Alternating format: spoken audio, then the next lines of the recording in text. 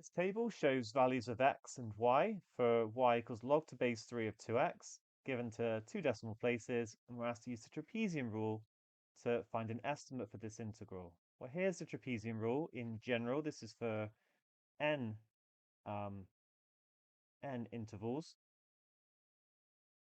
and that means there's n plus 1 values. Well, here we've got 5 values, so it's 4 intervals. So n is equal to 4. And I'm going to write down the trapezium rule just for this particular, well, the general one when I have 4 intervals. I think this is always a good idea. So y0 plus y4, we're going to be using these ones once. They're on the end. Remember what's going on. We've got some sort of function, and we're finding the area of these trapezia to estimate. So when you find the area of this trapezia, use y0 and y1, and the second one you use y1 and y2. That's where this 2 comes from in the trapezium rule. I'm not going to go into any more detail on deriving it, but do make sure you understand where it comes from. And then we're going to have 2 lots of y1 plus y2 plus y3. So that is our version. And therefore, our integral log to base 3 of 2x is going to be approximately equal to a half times, right, I didn't actually say what h was going to be. We can see it's going up by 1.5 every time. So h is 1.5. Is that another way to get it? Is it from here? So it would be 9 minus 3 over 4, which again gives 1.5, but we don't need to do that.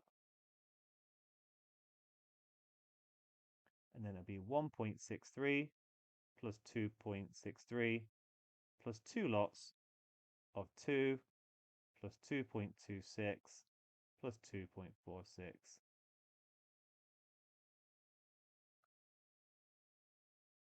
Let's see what we get. Just type it in carefully. So a half, you can write 0.5 times 1.5.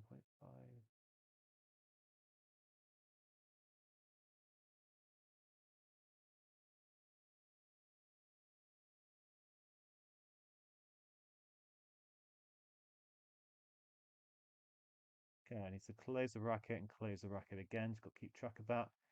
Gives us 13 and 11/40ths, or 13.275.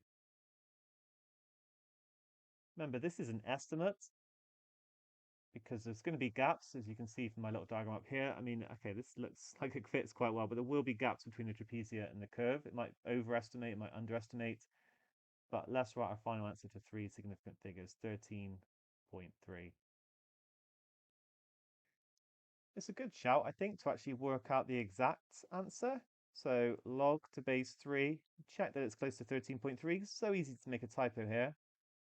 2x, then between 3 and 9. So we're expecting it to be around 13.3, which it is. So you can be pretty happy that we've made that estimate correctly. And it's a really good estimate because log is actually, when you plot log for positive values, see it's quite steep here, but then it like flattens out. So you can see it's going to actually approximate it really well using trapezia. B part 1 and 2, we're asked to use our answer to A, making our method clear, to estimate some similar integrals. We don't want to be doing the trapezium rule on these. We need to think about how the integrals relate.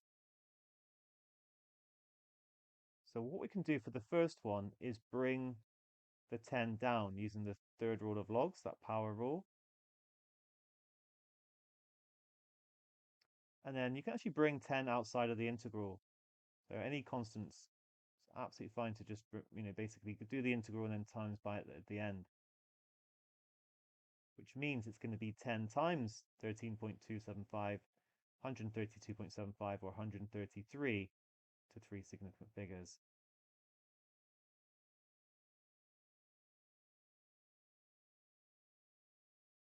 Okay, the second one,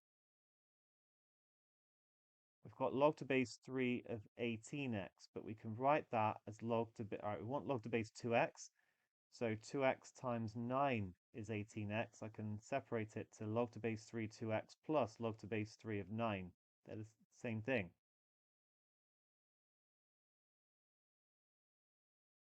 Now, log to base 3 of 9 is actually 2, so I'm left with my integral, which I know the answer to.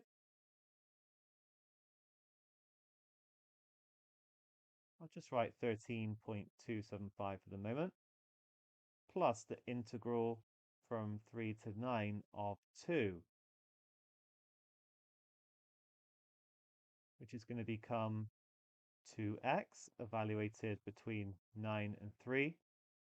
18 minus 6 is going to be 12. Therefore, my final answer, 13.275 plus 12, is going to be 25.275, or 25.3, back to 3 significant figures. Well done.